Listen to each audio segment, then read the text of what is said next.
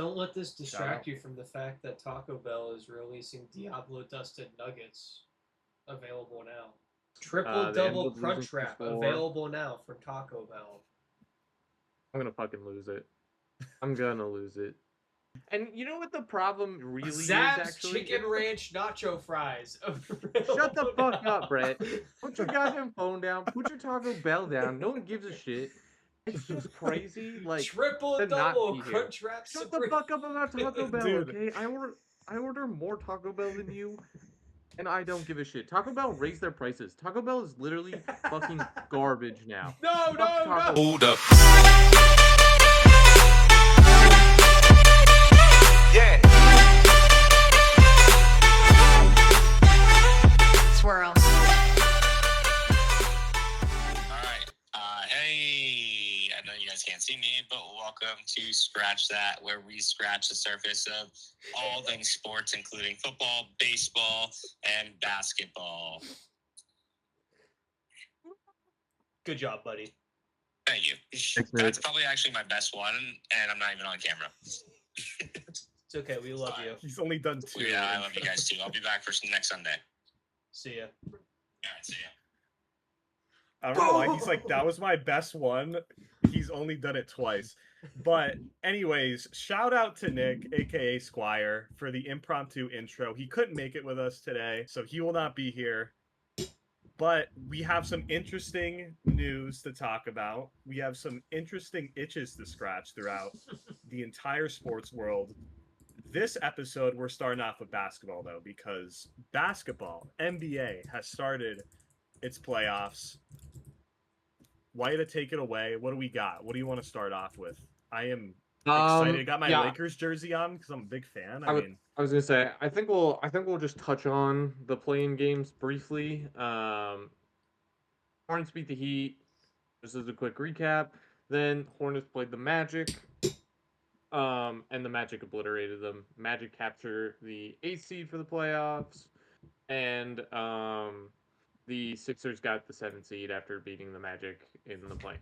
On the West, Blazers beat the Suns to get the 7th seed. Warriors beat the Clippers. We'll talk about that game in a little bit because I want to mention one person specifically from that game. But then the Suns and Warriors played, and the Suns absolutely clapped the Warriors. So they're the 8th seed in the West. And then yesterday was the first day of the first round. So we kind of have a lot to go through. So I'm going to go over yesterday's games. And then we'll go over today's games, except for the ones that you guys are going to talk about for your stuff. And then I have some other stuff I want to talk about as well. There's a lot going on in the NBA that I kind of want to go into. oh, yeah. So the first thing we'll start with is some of the games that didn't really matter. Cavs Raptors. Cavs win this 126-113 off of the back of Donovan Mitchell dropping 32. Cavs went up as big as 24 in this, and I'm expecting this series to be a done deal wrap pretty quick, 4 or 5 games. This doesn't feel like a 4-5 matchup in the Eastern Conference. It does not. I'll be honest. The Cavs are just the far superior team. The Raptors barely showed up in that game. Who's even on the Raptors roster? Sorry, I don't. Scotty Barnes.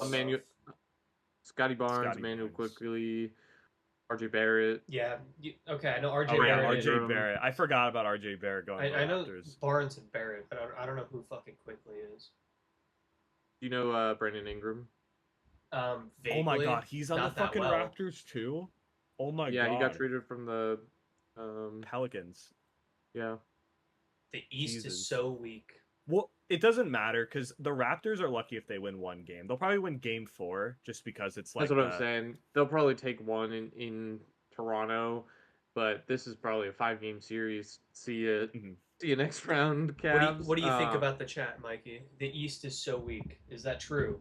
I don't know enough. Yes. The East this year is the most open it's been, which is why, and I'd like to represent, you know, the eventual Eastern champions, No way. the I'm Knicks. sorry. No way. So I'm gonna say this just because I see the chat about the Western Conference being less predictable. Not in the first round. The first round is very predictable with the exception of one series. Um, and we'll talk about that a little later too. It'll probably be in a couple games here, but the question I want to ask you guys is obviously James Harden got traded midseason to the Cavs. I remember that. I had no idea. Do we think this Cavs team is a team that James Harden can take to the championship? Is Harden James still Harden, good? he's pretty dang good. Better than Joel Embiid. No, I'm just kidding. That's not true. that's not true. Hold on, I'm gonna But be yes, embarrassed. James Harden's still a asking very this. effective guard. He can pass the shit out of the ball. He can dribble. He can still score like it's nobody's business. Obviously, he's older now, a little bit slower, but yes, James Harden's a very effective Hold on, player hold on. still. Did we talk about Harden getting traded on the pod? Yes. Yeah, no, I remember that happening. Yeah, That was one of the episodes. I think with the Cavs, like it's gonna be a situation where kind of like last playoffs, where it's like it really depends on if the Celtics can stay healthy. Because dude, if Tatum tears his Achilles again, like I doubt it. and it's like a Knicks Cavs Eastern Conference, then 100%. But if it's Celtics Cavs, which it very well could be, because we were just talking about this off pod, but the Pistons are like, I think the biggest frauds out of anybody of the high seeds. So like I think thought the it could Pistons be a were Cavs really good. Celtics, but I don't think the Cavs are getting past the Celtics. I think They that's are, the but one they're not team. playoff tested and they're young. So very hard to win playoff games without having people who are experienced in winning playoff games. So I mean, they won like 10 games 3 years ago, so like, hey. yeah. So then let's touch on the next game, Knicks Hawks. Knicks won this comfortably, 113-102. Yeah, this one's another one. I saw a bunch of people online, by the way, saying that the Knicks were gonna get fucking shit on in the first round. And to all those No. people, I want to say, suck my scrotum. Jalen Brunson came out and scored 19 in the goddamn first quarter, and it never looked close after that. God damn. I mean, that was something I that was can't still believe you- tamer than when I yelled at Will from our TikTok. I just can't believe that people like actually. I know the Knicks like perennially lose in the second round, but they're not losing to a goddamn Atlanta Hawks team that doesn't even have Trae Young. Okay, Jalen Johnson's their best player. Yeah, he didn't play he's well. a warrior, right? Trae Young is a Washington Wizard. Fuck. Yeah, dude. Oh, I'm thinking of. Was I thinking of Jimmy Butler? Jimmy Butler is a warrior. damn it. He's out for the season. God though. damn it. Well, yeah, because they're gone. So Brunson had. Well, no, because he was out for the year before. Well, yeah, but they're eliminated, so yeah, they're all out for the year. Brunson scores 19 in the first quarter, then proceeds to shoot 1 for 11.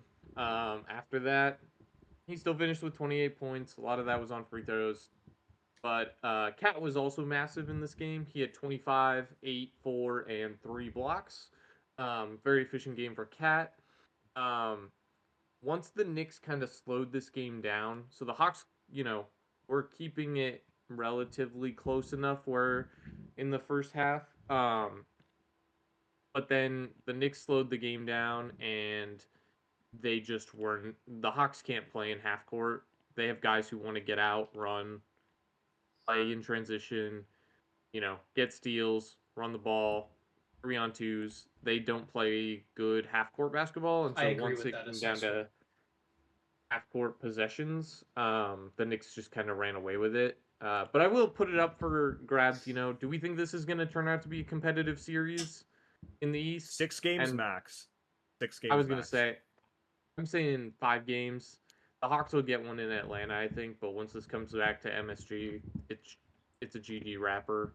I think it'll be more competitive than the Cavs Raptors, but I don't think it's going to Sure. be one of those like, oh my god, the Hawks upset the Knicks. Nah. Now we'll go over to the final game of yesterday, which, in my opinion, this is going to be the only competitive series of the Western Conference first round, and that's the Nuggets Timberwolves. First half, going into halftime, this game was tied. This was a Whoa. 52-52 ball game. Jokic had 4 turnovers, was shooting terribly from the 3. It was a bad game for him, but Jamal Murray was clutching up for them, keeping them in it.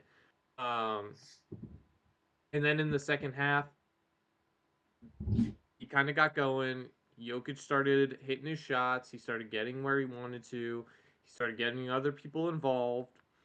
And he ended up finishing with a triple double 25, 13, 11. Jamal Murray had 30 on 7 for 22 shooting and 0 for 8 from the 3-point line, but he made 16 free throws. And then on the Timberwolves side, Anthony Edwards had a inefficient shooting performance, 2 for 9 from the 3, 7 for 19 overall. He did almost have a triple double as well with 22, 9, and 7. And Anthony Edwards also had 3 blocks and 4 fouls. So a big story of that game was just the undisciplined fouls that the Timberwolves were committing. I do think, though, that the keys to this game and this series are going to be the Timberwolves finding a way to disrupt Jokic. Because when Jokic was playing poorly, the entire Nuggets offense just looked off. And that's when the Timberwolves were able to keep it close and stay with them. I think keys for the Timberwolves, well, the keys for the Timberwolves are like light a fire under Julius Randle's ass, because holy shit. Brother, 7 for 16, 0 for 3, 16 points is not going to cut it. And then Anthony Edwards has got to like shoot better, just take more high efficiency shots than what he was doing. So if the Nuggets can keep Jokic like as the key to their offense, they're going to win the series. If the Timberwolves can find a way to slow him down, then I think they have a chance. I do believe this is going to be a 6-game, 7-game series, potentially. Likely a 6-game, but I could see it going to 7 if the Timberwolves kind of figure out Jokic in the middle. So we'll keep an eye on this one. But I do recommend anyone like actually watch these games when they're on TV, because they're going to be the only ones that really are exciting. Yeah, I mean with Jokic, like I know he had like a slow first quarter and stuff, but I agree with like when you say you have to lock him down. And on the other side with the Timberwolves, it's with Anthony Edwards, because he kind of made a run. Like he was one of the main reasons why the Timberwolves have made a run the last couple of years. And like I don't know, this series can be interesting because either of these teams could make the Western Conference Finals. So I agree. I think it's going to be a close series, but we'll see. I don't know if it's hard to choose, honestly. Obviously, it's the Nuggets want to show that, hey, our dynasty's not over, right? Like our reign of dominance over the West isn't over yet. Like we're not just gonna let the Thunder replace us this easily. And for the Timberwolves, it's can we finally break over that hump, right? Now that we've got Edwards and all these pieces put together, we're a good team. We make the playoffs, but can we get that hump, make a deep playoff run, and actually get to the finals, right? Because if you'll remember, they made it to the Western Conference Finals, got fucking obliterated on the Thunder's way. So, I like both of these teams. I do think the Nuggets have a slight advantage though, but we'll keep watching this one.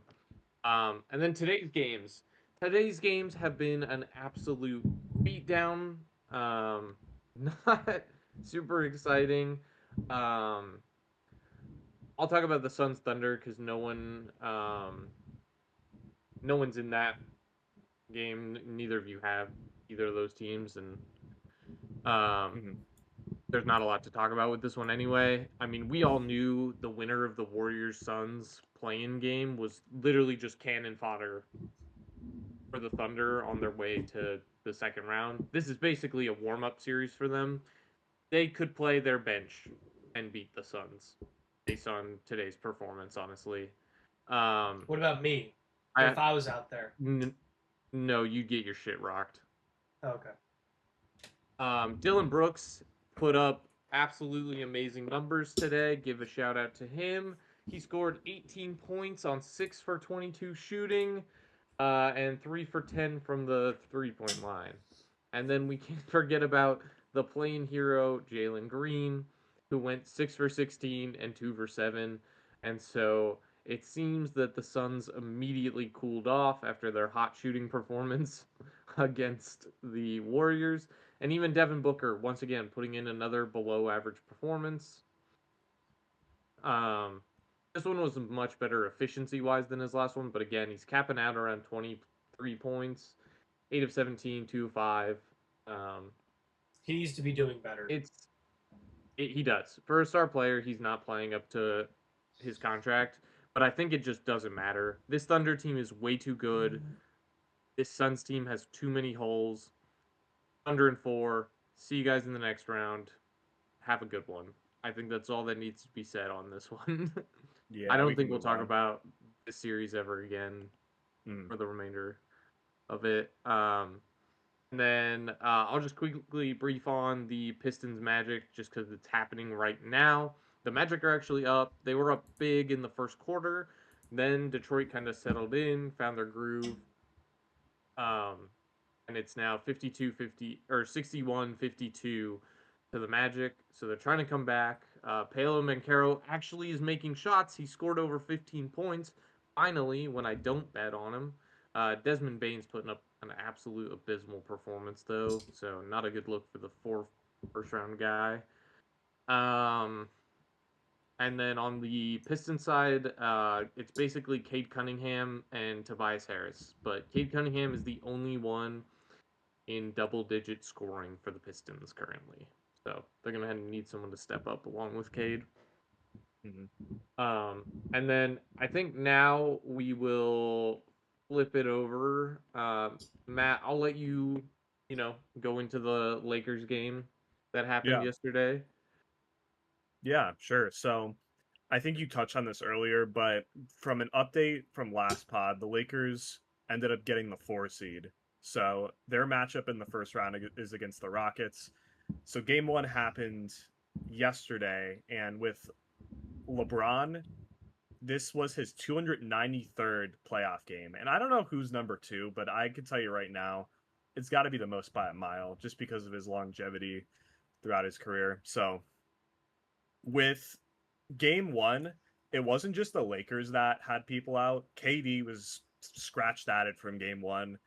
Ended up bruising his right knee during practice on Wednesday. So Rockets without KD versus Lakers without their 2 top scorers. So what ended up happening was the Lakers won. The final score, let me just look it up, was 107-98. And Luke Kennard led the scoring with 27 points. He went 5 for 5 from 3, which is like fucking disgusting, not missing a 3. And it wasn't just like he made like 2 or 3 shots. It was 5 shots. So I could do that. He's got to be one of the more accurate 3-point shooters around the league, I would say. And LeBron had 19 points, 13 assists for LeBron. I don't know, like him passing the ball to his teammates and actually like moving the ball around, that can go a long way. And DeAndre Ayton had 19 points, 11 rebounds, and he even had Bronny getting some minutes. So, yeah, honestly, pretty solid game for the Lakers. It was back and forth at points. Like, Lakers at one point were up 9, and then Rockets came back. But by the time the end of the third quarter, fourth quarter hit, the Lakers just kind of took over. And at one point, I think they were leading by like 15. So, yeah, we will see moving forward what happens. But solid game 1 for the Lakers. I will say obviously the big deal here is KD doesn't play. Mhm. Right. Big impact on this game. KD's a big part of their offense. And then the other part is Reed Shepard was actually just putting up fucking bricks. Dude was on a mission to build a house in that game. 6 for 20 from the field, 5 for 14 from the 3-point line. I mean, goddamn, brother. At a certain point, you're just not gonna make them pass the fucking rock on. Like, it was just insane. I will say, LeBron did exactly what he needed to. He scored when he had to. He looked to get his teammates involved, especially at the age that LeBron is, and the fact that it's being put on him to carry this team with Luka and Austin Reeves being out, presumably for the whole first round. That's what the Lakers have indicated is likely. Um, Early. Having a 41-year-old carry your team is not ideal, but luckily it's the one of the greatest basketball players we've ever seen play the game. So that does certainly help. Um, I think this series gets competitive once KD comes back. I agree. I think Luke Kennard going off certainly is awesome for the Lakers in game one. It took a lot of scoring pressure off of everyone else because you look at, you know, the non-starters. Like Luke Kennard had 27, Marcus Smart had 15, Ayton had 19, LeBron had 19, and Rui had 14. Um, but then their bench had what, 12 points? What, the Rockets or Um, the no, the Lakers? Lakers. Yeah, the Yeah, 13 their points. yeah, their bench didn't score a lot, which is concerning. Obviously, Mhm. the starters played very well, but you know, you had LeBron playing 38 minutes. Rui played 41. You're putting a lot of pressure on your starters right now, obviously because you're injured, but that's going to be something to monitor is fatigue in this series. Dude, LeBron's like Especially 56. He's gonna fall apart. he's 41, but I don't think he's I falling said apart that. anytime soon. If he's gonna get if he's 13 assists for LeBron, like, Yep. Well, I yeah, that mean, just means he's passing the ball. He only needed 2 rebounds for a triple double. In my opinion, this is an insane performance for a 41-year-old in this scenario. I Put Tom mean, Brady out there. He'd do it. shout out to LeBron for this, performance. I like it. It's a strong win for the Lakers. It's huge to get this one. And This I one think was they're for gonna Brody. I think they're gonna be excited to go into game two. If they go up 2-0 in this series, the Lakers are very, very happy for when KD comes back. I feel like Um, any team would I be will happy also going up say 2-0. I will also say that I want to give a shout out to the Atlanta Hawks for trading Luke The Kennard for Gabe Hawks. Vincent to the Lakers. Because Gabe Vincent is sucking ass right now and has been all season. And Luke Kennard is literally one of the better 3-point shooters in today's NBA. Once again, the Atlanta Hawks fail as a front office to evaluate talent. Um, I just hate the Hawks, honestly. They just The suck. Hawks. can I interrupt really quick? The Magic and Pistons, it's now a 63-62 game. Magic are up. Yep. 7 minutes left in the Like I third. said, the Ooh. Pistons are finding a way. Yeah, I got it on. I'm watching it as we're going here. All right. I will also say, by the way, Matt, the answer to your question of you don't know who the second is or what they have, I am almost positive that the number 2 player as far as playoff games go is Eric Fisher. Um, those of you who watch basketball will know who Derek Fisher is. He Absolute was on the legend. Lakers, all those Lakers teams. Yep. I knew that. I don't believe you, but we'll go with it. He was on the 90s Lakers teams, and I'm pretty sure he was on like the 2010 Lakers teams too. He was. He played for he played for a minute. It's fucking nuts. So yeah, that doesn't shock me, honestly. The Hawks. I will now go into I'll just briefly touch on the Spurs Blazers as like our final like game to wrap up. They play tonight at 9. I think the Spurs are gonna just fucking shit on them, but we'll see. And then there are some things I do want to talk about that happened that aren't necessarily relevant to the playoffs, but I think they're important things to talk about. One of which is we officially saw the end of the Warriors. You think so? In the loss to the Suns in the play. Yes. That they're gonna break up that core. They have to. That team is done officially. It is sad. I'm very sad about it. I have very fond memories of watching, Steph and Clay and Draymond, because they changed the game of basketball. We saw a lot of movement, a lot of threes, a lot of exciting plays. That is now done. It's officially over. We can close the door on that chapter, and honestly, it makes me sad. I don't know how you guys feel about it. So what is Draymond not going to be on the team next year? I doubt it. I doubt they'll keep Draymond. He's expensive, and they need to start clearing the books to kind of retool that roster. So it'll be Steph and Jimmy Butler. I mean, like, they're getting pretty old, and like, they may sneak in the play-in, but like, if they need to make some moves, like if they add LeBron for his last couple years, like it'll be interesting. But that'd be an old ass team. I don't know. We'll see. Though. It's a team that I don't think can play 82 games a season. That is a glass cannon. Mm-hmm. Get Bronny on the team. He'd carry them. I don't think so. Bronny and Embiid would take the Warriors to the championship. But this does bring up a good point. So should the Warriors choose to move on from Draymond, I want to give Draymond all of my respect. Hate Draymond for the player that he is on the court. He's an asshole. He's a douchebag. Yes, I know. But goddamn, put that guy on anybody in the NBA, and goddamn it, is he gonna lock him up. He is an absolutely lockdown defender. I mean, he made Kawhi Leonard useless. I mean, is he a better defender than Rudy in that play-in game? Well, no one's better than Rudy Gobert because Rudy Gobert took down the NBA with one cough of a microphone. One cough. Rudy Gobert shut down the whole NBA. As a fucking joke, he's like, like. That was literally one of the craziest moments of COVID. Is Rudy Gobert jokingly coughing into the mic, saying, "Ha ha ha! Oh no, we're all gonna get COVID." And then the NBA literally shuts down.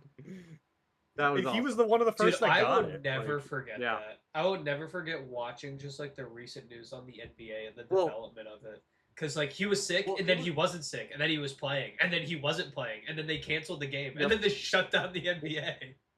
Well, that's what was crazy is I remember, so I had just got off work. I came home. I sat down to watch the NBA. The Timberwolves were warming up on the court. They were doing the pre-analysis. Then they send all of the players to the locker room all of a sudden. I was in Myrtle Beach when this happened. The game has been canceled due to COVID. And the broadcast just ends. And then the announcement comes out from the NBA that the NBA itself is shutting down. And I was just like, oh my God. Well, because I had Rudy Gobert on my fantasy team, and I was just watching the recent news of it. I was like, what is going on? And there's like, has COVID, died. I'm like, oh. Yep. It was crazy. Dead. But I do think that more people need to appreciate Draymond for the defender that he is. He's not going to make a bad team good. He's not that kind of guy. He's not going to carry your team. But if you are one piece away from a championship, and that piece is a wing defender, god damn it, Draymond can take you there. I think teams who think they're one piece away, I would love for the Knicks to get Draymond, honestly. I think Draymond is a player the Knicks need. And I won't tolerate Draymond slander. I will also give a shout out to Brandon Pozemski. I think he has turned into a very good young player. He showed a lot of promise, especially playing minutes. I would also like to give like an honorary RIP to Klay Thompson. I know he's not on the Lakers anymore, or I mean on the Warriors anymore, but I think his time in Dallas is done. I think Dallas is going to move on from him next year. And I think they're kind of cleaning up the mess that Nico Harrison left, and he's just going to be one of those casualties from it. So, Rip. Sorry, Clay. You'll be finding a new home soon. What about Doc Rivers? Dude, thank God Doc Rivers fucking retired too. He knew his ass was never getting another job interview. Odd to JV women's basketball. I hope he just like stops being around the game of basketball. Why do you hate him so much? He can't be that bad. He can't. We're gonna rehash the entire last episode. No, I'm not gonna get into it. I'm not gonna get into it. But now it is time to talk about Brett's favorite team. The 76ers. Yeah, What's except Brett's going to take it away because he was kind of giving us a rundown off pod. Yeah. And he said he'd take this one. So, yep. Dude, they fucking blew smoke. What do you mean? They got crushed by the Celtics. They're probably going to get swept by the Celtics. There was some Embiid injury news. They're not optimistic that he's returning anytime soon. So Embiid, you know the drill. If it exists, he has it. And you know what? He has a fear of playing basketball. That's Ben Simmons, actually. Well, fair enough. And quiz question for the viewers. What is he now? What is his current occupation? Give it 5 seconds. We're going to do this Dora the Explorer style. If anyone That's can name correct. Ben Simmons' A professional fisherman. Yeah, if anyone can name that. I'd be fucking shocked. Tyrese Maxey was the highest scorer today of 21 points, shooting 8 for 20. Paul George existed, and that was pretty much it. Nobody else really did anything. Wait, I have a question about Paul George. What? Yeah. Isn't he supposed to be suspended? No, he's back now. He served his suspension. PDP is back, so he's all good now. But I thought he was out for the entire year, and does that not include playoffs? Games. Oh, no, okay. 25 games was what he got. Oh, okay. I genuinely don't know what else to talk about. Nobody did anything. Oh, well, I can tell you exactly what to talk about. It was an absolute domination from tip-off till the end by the Celtics. Tatum and Brown made Celtics history by becoming the first duo to score 25 points each in 50 games. Paul George was just mid. Tyrese Maxey couldn't really shoot for shit. The 76ers shot a measly 17% from the three-point line. And this series is officially over, and by the time Embiid comes back, it's going to be way too late anyway. So, great job, Celtics. We'll see you in the second round where you'll take on the Knicks, and then we can talk about actual competitive basketball. 76ers fans, trust the process. Next year might be your year. Maybe Embiid won't have appendicitis next year.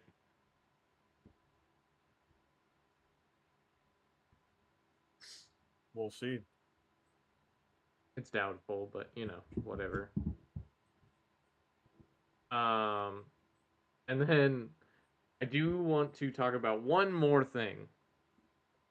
Kenny Avdia is that guy. I don't know if any of you watched the Blazers-Suns play-in game, but Denny Avdia dropped 41. He also had the go-ahead and one to put them up. Honestly, I like Denny Avdia. I think he's really good. I think he can be that guy for a team. And I think with the Blazers' young core, I think he's gonna step up. I think they want him to step up, and he's really starting to show it this playoff specifically. Um, so what are you guys laughing at? Dude, Brett's just being a fucking weirdo. I'm sorry. Continue. Dude, what happened to my cornbread? It's cornbread. It falls apart. Dude, what happened? Okay. It's like he like grabbed it with his fucking and then was playing with it. But I expect big things out of Denny Avdia in the first round. I don't think they're going to beat the Spurs, unfortunately. It's a tough matchup for them, but I'm looking for Denny to step up in a big way. Dude, can you not like eat like a cow off the plate? Holy shit, bro. I have it on a fork. Whatever. Go baseball. So, I do want to start off the baseball segment with some unfortunate news that occurred a couple days ago this week. Garrett Anderson of the Angels unfortunately passed away of a heart attack on Thursday. The Angels held a moment of silence on Friday's game, showing it was like a moment of silence, and they also showed like a video tribute. And then they decided that the rest of the season, Angels players will be wearing a GA patch on their jerseys. So, for those of you who don't know who Garrett Anderson is, you got to go back to the early 2000s Angels, and he was one of the key players on that 2002 Angels team. And that was the only Angels team that's ever won a World Series. And I'm pretty sure he had like one of the game, like go ahead hits in Game 7. Don't quote me on that though, but very, very sad that that occurred this week. Speaking of the Angels, though, one of the first pieces of news I want to highlight that happened this week was the Yankees and Angels series. Now, it's just a regular series in April, right? Like Yankees and Angels. Who cares, right? Well, no, because what ended up happening was Judge and Trout combined for 9 home runs in a 4-game series. And we possibly saw an early candidate for Game of the Year on Monday with that 11-10 win when Trout and Judge each had 2 home runs. I mean, like, I feel like going into that series, people are like, you know what, Judge and Trout, I'd love to see them go. Like, but it never really happens, right? It's usually one or the other, and usually it's like neither. But yeah, and this is a week after I just shit on Trout for like being statistically one of the worst hitters in baseball after his like 2 home run start to start the year. He has fucking 5 home runs this week, like casually. So I have to apologize for throwing that out there. But yeah, they split the series 2-2, which honestly I'm fine with after Mike Trout hitting 5 home runs. I'm surprised they didn't get swept after that. But Trout was the first player ever to have 5 home runs in a series versus the Yankees, and that's like 123 years of history. So Judge, yeah, so Trout had 5, Judge had 4. It was very interesting to see. Do you guys have any thoughts on Judge, on Trout, on that whole series? I thought that was kind of fucking crazy going back and forth. Trout to the Dodgers next year. 5 home runs in a series is absolutely insane. Like, you only get 3 or 4 games. It was just a 3-game, right? 3 games. No, it was a 4-game. Or was this it was a 4-game. They had crazy 2 still. Trout had 2 home runs the first game and then hit a home run in each of the last 3. Like fucking. That's disgusting. Absolutely crazy. And of course I just shit on him for having like an off like 2 weeks, and then he hits 5 home runs. I heard you and said, "Hold up, let me remind you who I am." Yeah, but that game on Monday going back and forth was absolutely insane, and I'm curious to see if any game tops that the rest of the year. But that was some good baseball that we saw. But anyone who's a Mets fan or who's been watching the fucking Mets, like you have to be like banging your head off a fucking wall. 11-game losing streak, longest since 2004. And I had these guys winning the NL East. I was like, yeah, no, the Mets got it this year. They got Soto, Lindor, Simeon, Bichette, and then they have fucking Peralta they have the rookie Carson Bench, and then they have the two fucking former Yankees, Luke Weaver and Devin Williams. Of course they're gonna win the NL East, right, dude? They're the worst team in baseball right now. Like, I don't know if it's because of Lindor shitting the bed or Soto being injured or fucking Devin Williams blowing a save today.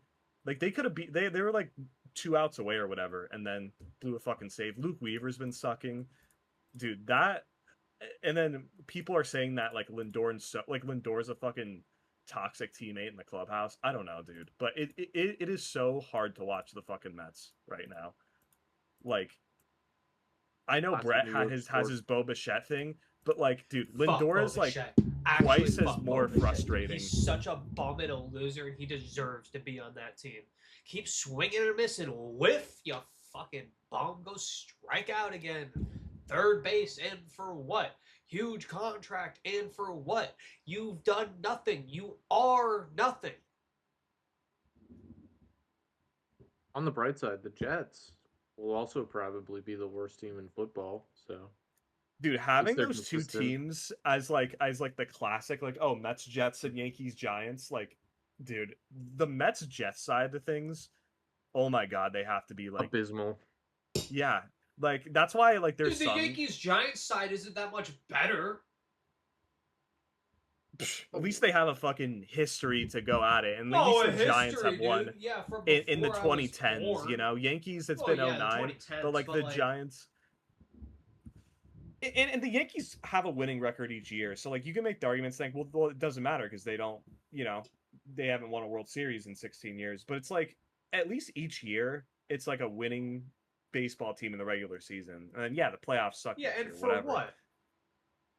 But dude, you can't tell me that like being a Mets fan that it's better than being a Yankees fan, or being honestly like if we could talk about football, Giants and Jets, like, you know, pretty much. I'd say it's worse being a Jets fan, just watching them. But well, like, yeah, the Jets exist. That's the worst part of it all. But yeah, like, Geno Smith, these fucking Mets, man. These fucking Mets. He's the best. Geno Smith is the best Jets quarterback since Geno Smith. Yeah, dude, I don't know, but yeah, fuck the Mets. I don't know if you guys saw also this week, but Garrett Crochet, the pitcher, the starting pitcher for the Red Sox, the ace, yeah. You know, better than Skubal? No, dude. An inning and 2/3, 9 hits, 10 earned runs, 3 walks. And dude, the craziest part, I'll ask you guys what the craziest part of the stat line is, but 0 Ks has to be the craziest stat line I've seen. I saw some highlights, and they were just aching him.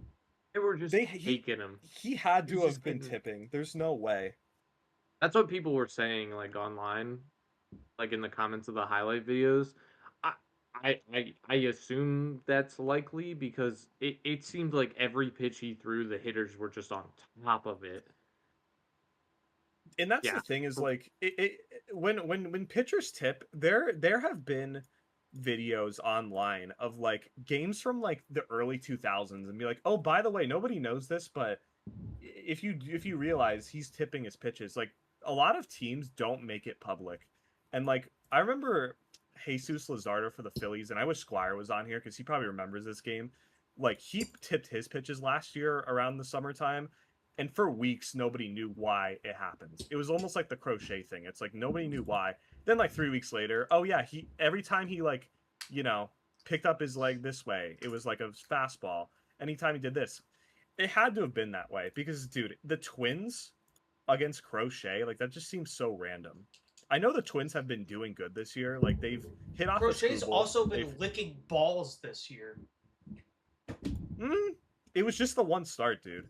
He has like 3 bad starts. The one. I thought he was doing pretty decent this year. No, I thought he was doing, like, this was the fucking blow up. He might have not had.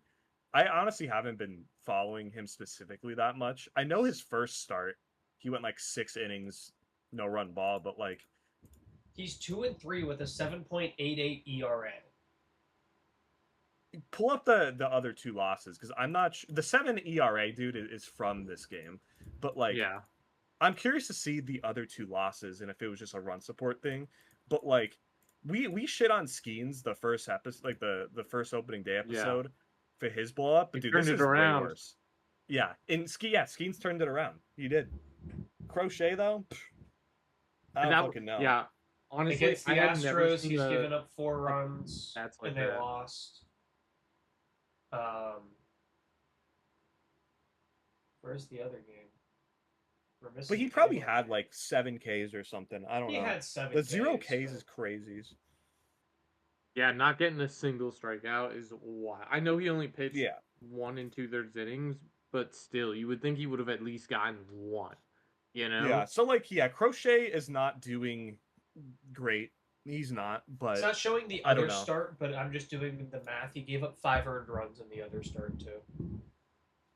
Yeah. So okay, he's not doing great. Like he may pick up the strikeouts and stuff, but like I don't know. But this is just ridiculous, honestly. So we'll see if he could turn it around. I hope he doesn't, just as a Yankees fan, but I don't know. In other news, Kenley Jansen got his 479th career save on Tuesday, which makes him third all-time on the all-time saves leader, right behind Mo and Troy Hoffman. So he ended up passing Lee Smith to become third. Now, Kenley Jansen, I don't know, like, if you got what your guys' thoughts on him. I don't think he's gonna be like a Hall of Famer when his career's over, just because, like, yeah, he has a lot of saves, but like, I don't know. It's really hard to get in as a reliever, especially on like the first ballot. Like Mo's really the only one. Like guys like Billy Wagner and like Troy Hoffman himself with like 600 saves didn't get in on the first try. So I don't know. It's gonna be tough for Kenley, but I don't know. Good for him. Like that's a lot of saves, 400 some. I still think guys like Mason Miller and like he's young, he's a rookie, are going to end up having more saves than Kenley, but you know, him and Kimbrel are like the two guys that have been like, you know, racking up these saves over the years. But I'll ask you guys, and I wish Mark was here. Kenley or Kimbrel? Who's better?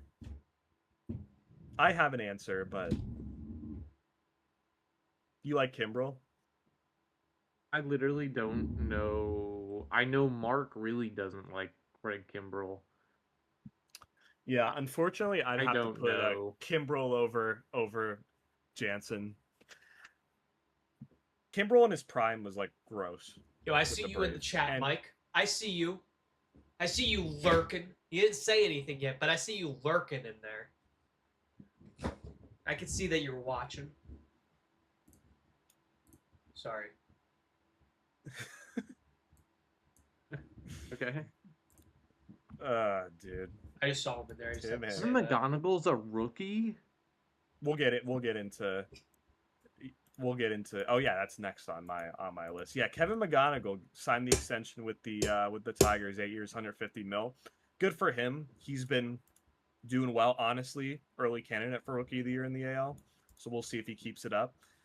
And then in other like relevant news, and this is old news at this point, just like last week, we're gonna put this to bed because I don't want to bring this up anymore. The Jorge Soler fight thing, it was reduced to 4 games. So it was 7. Scratch it, 4 games. Started the suspension Wednesday. So at this point, he's already served it. So did whatever. Did that fight count as a hit for him? No, but when Jose Ramirez hit Tim Anderson, I swear to God, they will credit a hit for that by the time his career is over.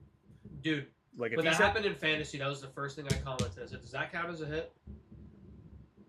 Dude, I'm telling you, it has to. Like, if Jose Ramirez ends his career with like 2,999 hits, Tim Anderson's fucking brain's exit velocity was fucking faster than most of J Ram's home runs. So, I mean, dude, Tim Anderson has been gone since that whole thing happened. The last time I heard, he was in the minors somewhere. I don't even know if he's with the team in the minors at this point, like the Marlins or something. He was with.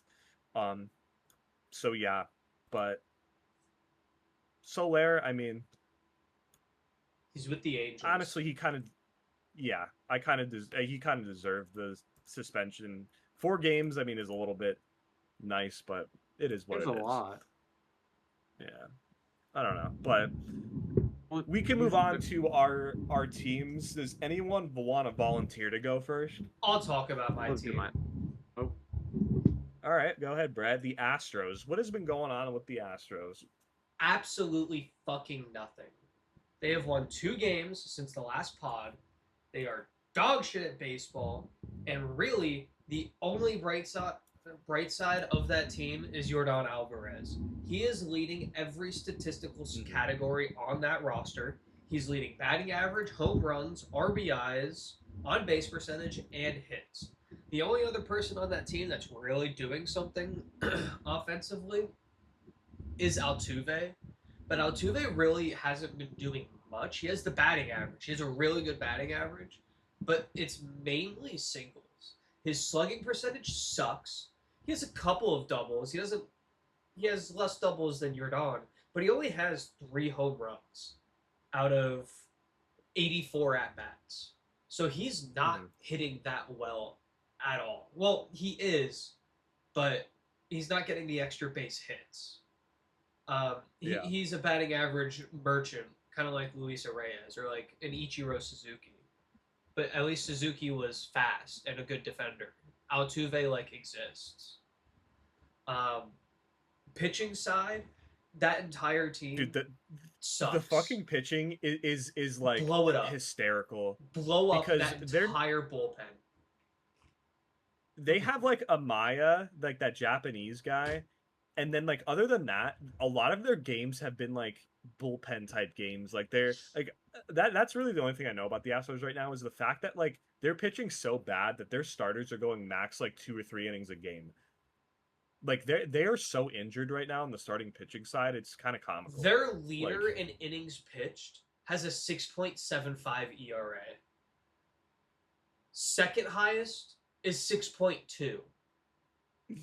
And then 6.75 and then 7.07. The first time you get to a decent ERA is 1.98, and that guy is 5th in innings pitched. Their top 4 in innings pitched is all above a 6.2 ERA. What the fuck? It's just comical. And like they just got done getting swept by the Cardinals, and the Cardinals are not supposed to be good at all this year. Like they should be last in the NL Central, and they're 13-8. Their team leader in wins has 2 wins.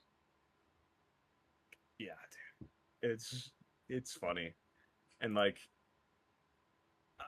the Astros just got done with their little dynasty and blah blah blah, but like, and you know what? This is 2 wins. You know that's not that bad. That guy that has 2 wins got bailed out by his offense because he has a 7.07 ERA.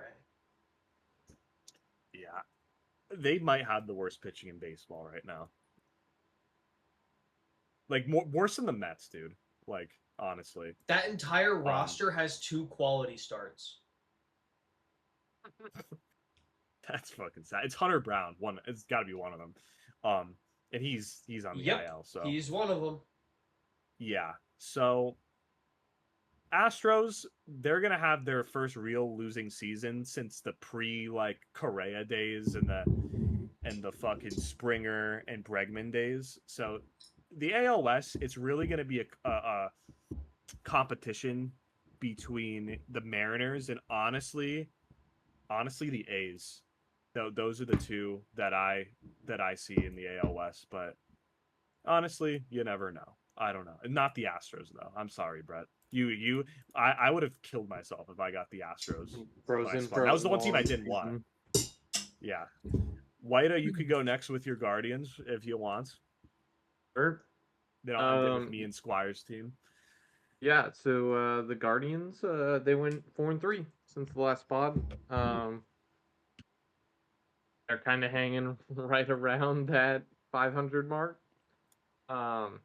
It did just get blown out by Atlanta 13-1.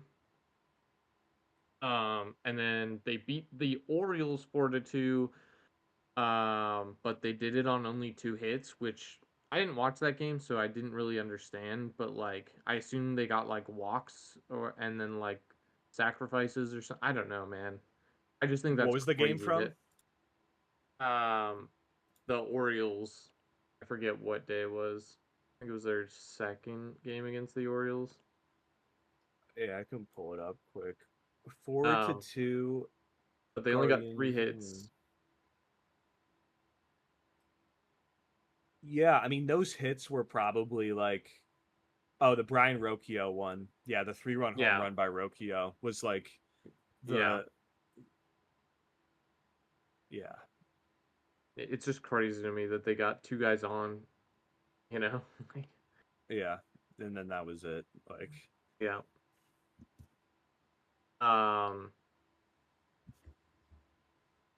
Do you want to give a shout out to Gavin Williams? He had a nice 7-inning, 11K outing. I don't know much about him, but I saw a lot of online discussion whether they think he can become an ace for them. I don't know if you guys have an opinion. Matt, you might have an opinion on Gavin Williams. yeah, so right now Tanner Bybee is the solidified ace as of now, the last couple of years. But Gavin Williams, like, if he can keep his walks in check, because if I remember correctly, like from last year, he led starting pitchers in walk rate. So if he can keep those walks down, his stuff, if you like watch highlights of him, he has nasty off speed. Like and it's almost like, and this is kind of like a out there name if you're not a Yankees fan, but Will Warren, it's almost him and Will Warren.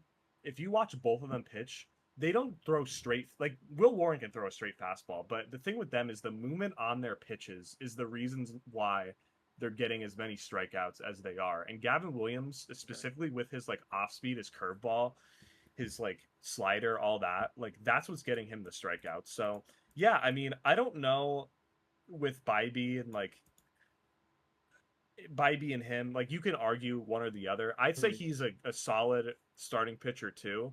But yeah, I mean, he can probably be an ace on a lot of different teams, depending on what team that is. But yeah, he's been doing good, and he had a very great start. So don't let this distract you from the fact that Taco Bell is releasing Diablo Dusted Nuggets, available now. Taco Bell as our first sponsor of the show. Just had that for dinner. Had 4 tacos for dinner, so shout out. And then Wingstop is releasing a hot box fiery nacho, available now. All right. Okay. Popeyes new one-piece meal starting now with a Luffy bento box. So we're gonna put Brett on the 10-second mute stain here, and yeah. So they did also blow a 4-0 lead in the 8th to the Orioles. Triple double crunch wrap available now from Taco Bell. I'm gonna fucking lose it. I'm gonna lose it.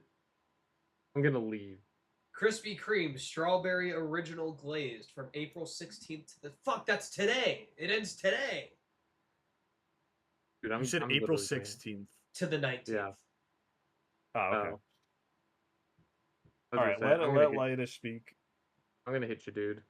It was an absolute bullpen collapse for them, honestly. Red Robin towering double cheeseburger sliders drops April 20th. Sorry. All right, I'm done. I'm done. Sorry. Dude, this isn't even basketball you're doing this for. You're doing this for my sport in his segment. Like, my bad. No, you're good.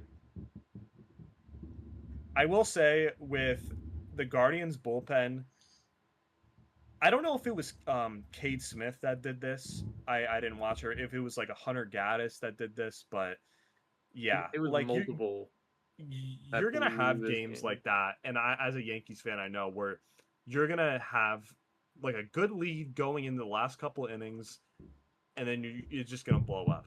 And if this happens early on in the year, that's fine, but you just don't want to have this happen in the playoffs. Like that's again like later in September when you're fighting for like seeding and stuff.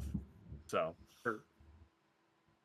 but yeah, no, it seems brutal to have that kind of a collapse. I don't know.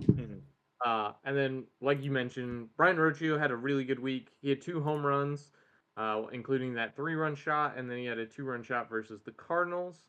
But overall, it seems like the Guardians have not figured it out on offense yet. Their starting pitching's fine, not great, but it seems to me when the pitching is off, they straight up just lose, never have a shot. And then the final thing is Parker Messick almost threw a no hitter. He came within 3 outs of a no hitter, and then it was against the Orioles on the 16th, and then he lost it on what was the dude's name? Tavares. It was like the first. I'm not sure who it was, but it was the first pitch of the 9th inning. Single, like, breaks it up. So yeah, and then he ended up giving up like 2 runs or something like that. Yeah. So that would have been their first no-hitter since 1981, and they currently have the longest drought for like teams that haven't had a no-hitter since. So, since 81, right? Is what you said. Yeah, and I just want to highlight that the fact that the Orioles were the 2 teams that have broken up. Like last year, there were no hitters, and the one that was close was Yamamoto, and they broke that up, and they ended up winning that game. But, so yeah, I mean, honestly, with no hitters, I just want to say I think one's gonna happen this year. If not, I'd be very shocked. But, it was a close one, and honestly, good for Parker Messick. He's been hot, so. Yep, I was gonna say he keeps showing that he's good. So. Yeah, and the last point I'll say about the Guardians is with the offense, they have a solid top 4. They have Kwan, they have Jose Ramirez, DeLauder, and I'm missing one.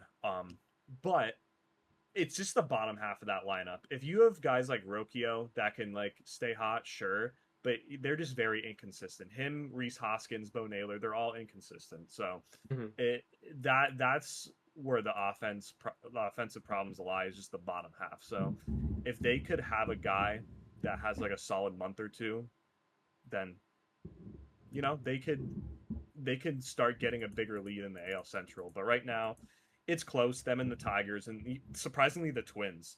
You don't have to worry about the White Sox or Royals; they're down there. But yeah, Guardians, I could see them in the playoffs, dude. I'll be honest. I know it's early, but out of all the teams that we have to support, definitely the best chance to make the playoffs. Unlike the Rockies, who I know they've been 3-3 since last pod, but there's nothing much. I have actually less news than both of you guys on the Rockies, other than the fact that on Friday before the game, Coors Field had snow on the ground in fucking April. And I know it's Colorado, but it's still snow.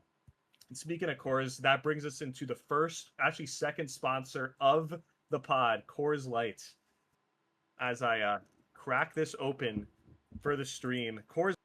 All right, I'm gonna mute him real quick. I just want to legally say we are not sponsored by Coors, but Taco Bell, Diablo Dusted Nuggets, get them now. If you're just having a bad day after work and you're just looking to crack open a beer, is your beer. I mean, I have a 24-ounce from, I don't know what it was at Turkey Hill. It's for anyone in Northeast PA, the patio. So, shout out. And that's literally all I have for the Rockies, other than they finished the series with the Dodgers, and so far they have 2 wins. So Matt's gonna love editing. We will see. I do. I absolutely love editing that. Let me take a sip. Anyways, so last part of our teams is the Nationals. Diablo Dusted Nuggets, get them now. Double crunch wraps free.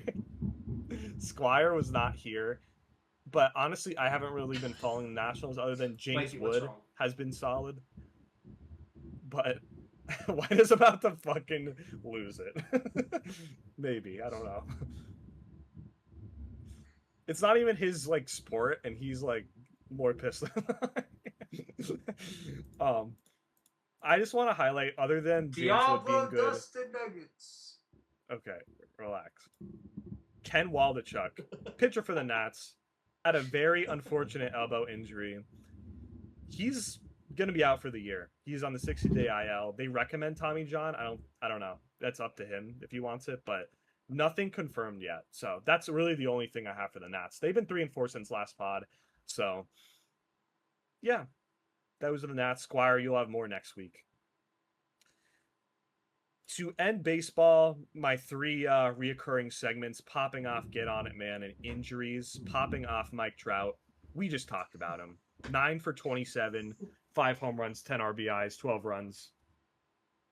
Yeah, man. I mean, I apologize, Mike. The return of Trout. I shit on him last episode, but he's back, I guess. I don't know.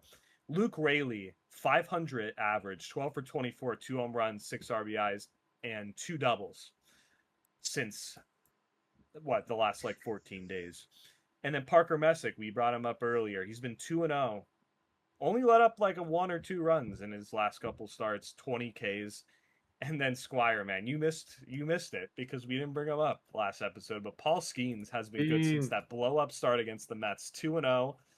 His last 2 starts were 2-0, 1.1 ERA, and then 17 Ks. So those have been the guys that have been popping off. But there have been guys who've been shit in the bed, like Samuel Basallo for the Orioles, 4 for 34, bro. I think Brett and Babe Ruth didn't even have that bad of a stretch. 4 for 34. Dude, if Brett was 4 for 34, I mean, he'd probably retire. I don't know. But what am I getting thrown in here for? I don't know. You were bringing up fucking weird sponsors and stuff. You didn't mute yourself for that sponsor, but I had to throw a shot. Ask Mikey about the text messages he's receiving.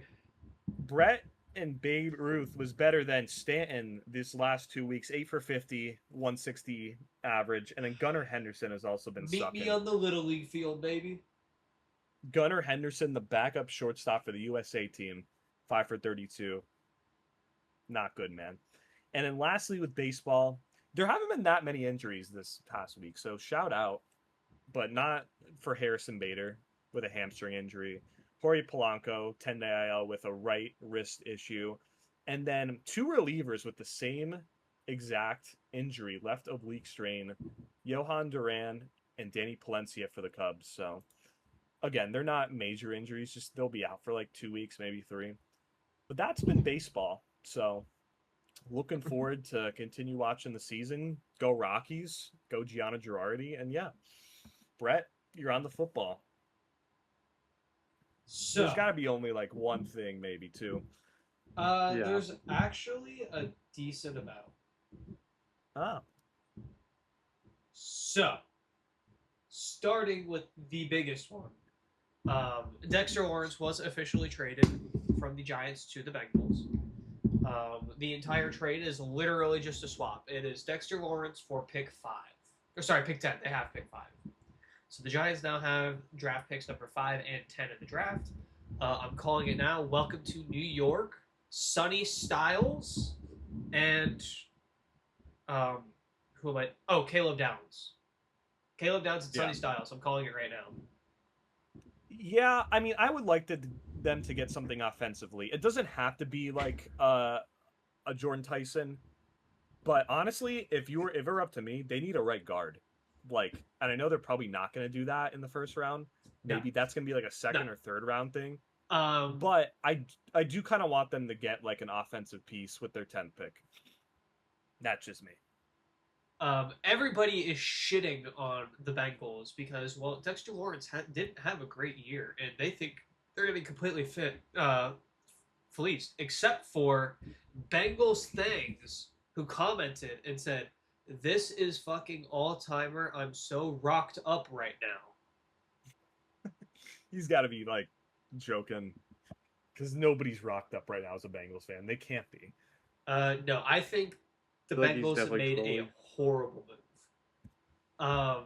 Giving up your first for Dexter Lawrence, who has the potential to be great. I mean, we've all seen it on the Giants. He has been great, just not this last year. Yeah. And to trade pick 10 for someone who's had a really bad year is a crazy decision. Especially because this draft's actually pretty good. Yeah. You know, pick 10's a lot to give up for him. And I honestly, I don't know what they were thinking. The Trey Henderson thing, I know they're not like the same, but like the Trey Henderson thing probably is still, I don't know. I've also seen a comment saying that the Giants are going to trade pick 5 and Jackson Dart for number 1 and take Mendoza. And I'm just going to say it right now. I'm so confident that that's not going to happen. That if that does happen, book it here right now. I will do 10 milk miles in the span of like 3 days. And he'll still go to Profar's house and kill him. Yep. No, alleged. Dude, you may have muted your mic, but anybody can read your lips there. And he'll post a upside down handstand. No. On TikTok. But yeah, Tim, are you still here? I'm just curious. No, he's not. It was such a weird thing that happened. Other than that, we got a bunch of small things, but nothing huge.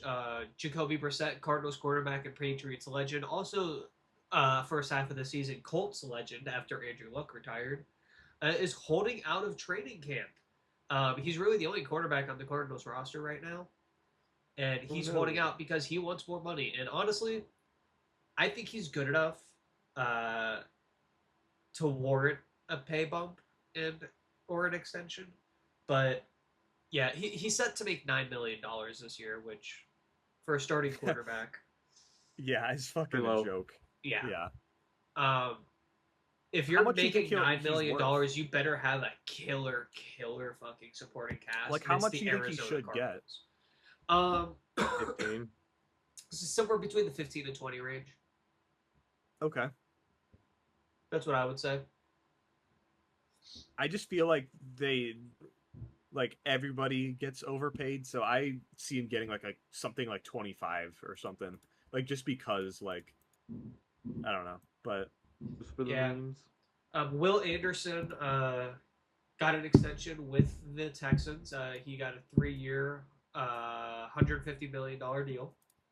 So that makes him the highest paid non-quarterback of all time, contract and average annual value wise, which is kind of crazy. Will Anderson is good, but a 3-year, $150 million year, $50 million a year is fucking nuts. I know. That was an insane number. I was like, damn, where's my fucking $150 million for 3 years of my time? They better hope my podcast contract.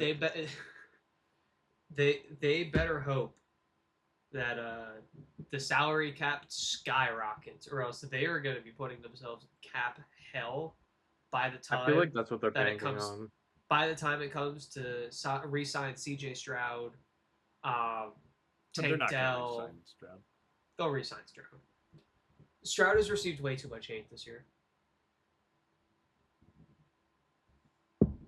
4 interceptions in a playoff. It was a playoff game. It wasn't even just 4 interceptions. It was 4 like of the ugliest interceptions. If we're going off of hold on. If we're going off of one playoff game, Justin Herbert should be homeless right now.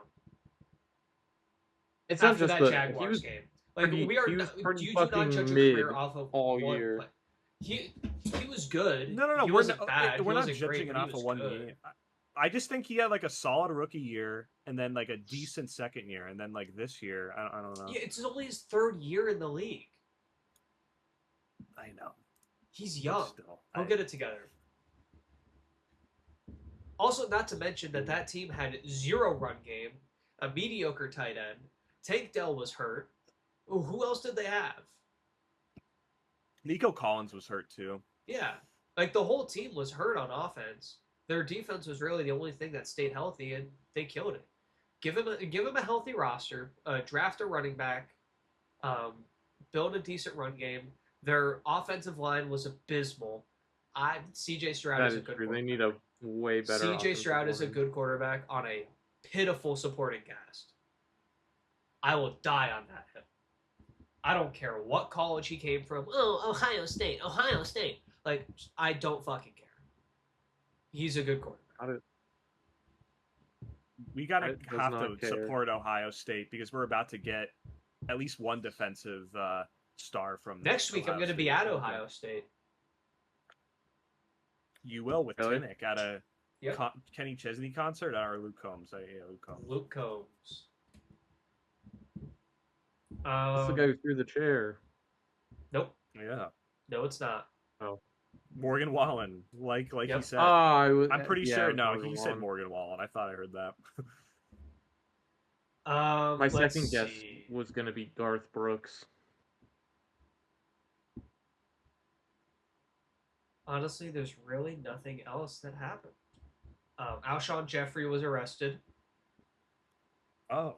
I was just scrolling through a news page because I genuinely like this is how hard it is with NFL news that like I genuinely there's nothing in the news. It's hard to follow.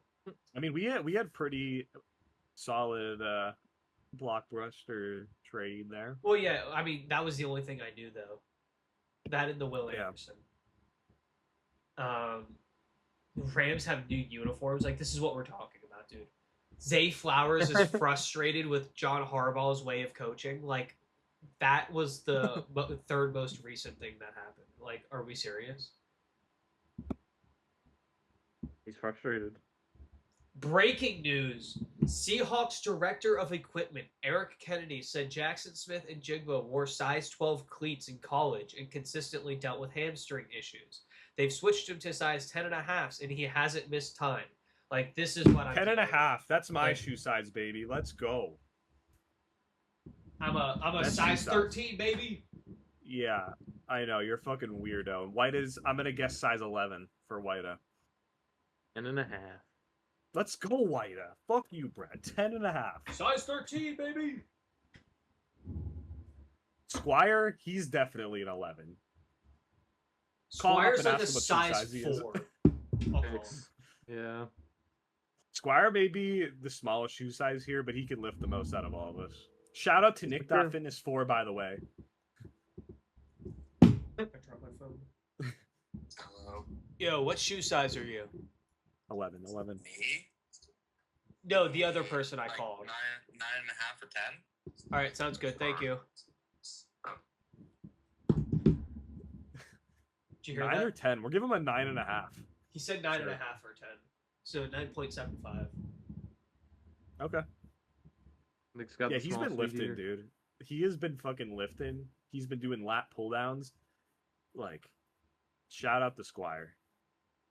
We got to get on the drill, Grind. guys. Check my form. I literally Oh. will. I won't do it. I'm not doing it. I'm not fucking around. What? It's like, Whitey, you got to hit those weights, man. I ain't doing it. All right, Mikey. Hit the weights, or you can never DoorDash food again. What are you doing? Never door dashing food again. See, that's how I know What is you're with lying. you and 'cause not you wouldn't wanting to survive. lift? I haven't door dashed in like 3 weeks. Didn't bullshit. like the Crestwood basketball coach make you guys lift and shit? Oh yeah, Mark Atherton. Fuck that guy. Mark and the Funky Bunch. Marky Mark and the Funky Bunch. He hated those shirts. But honestly, that's really all I've got for football.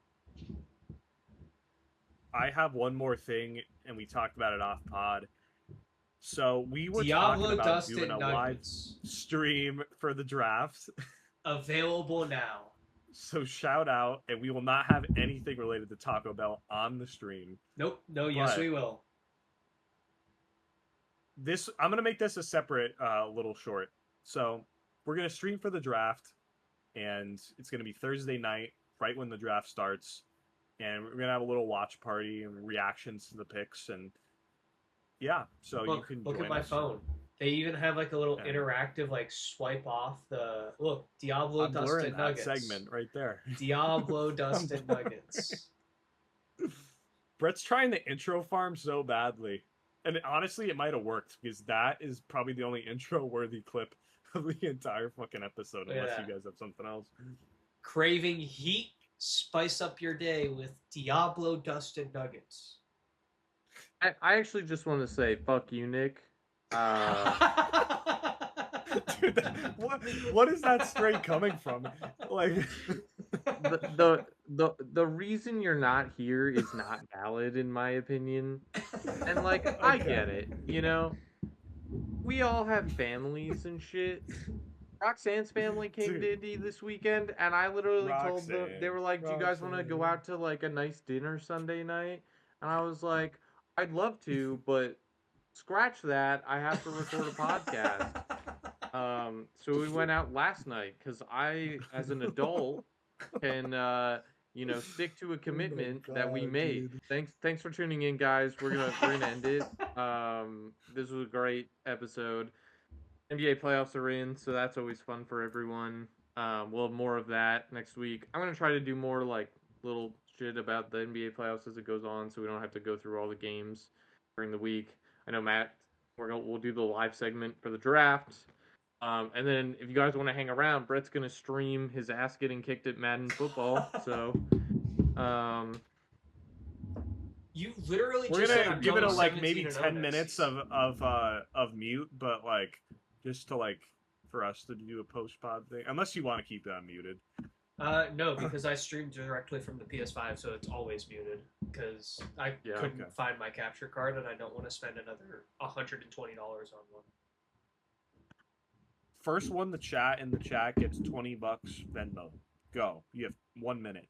Not one of you guys. Has to be a viewer. Oh, it's not gonna be Mikey. I timed him out. I more. Yeah, go ahead and say something, buddy. See how that ends. Anyways, thank you guys for watching. We'll see you next week.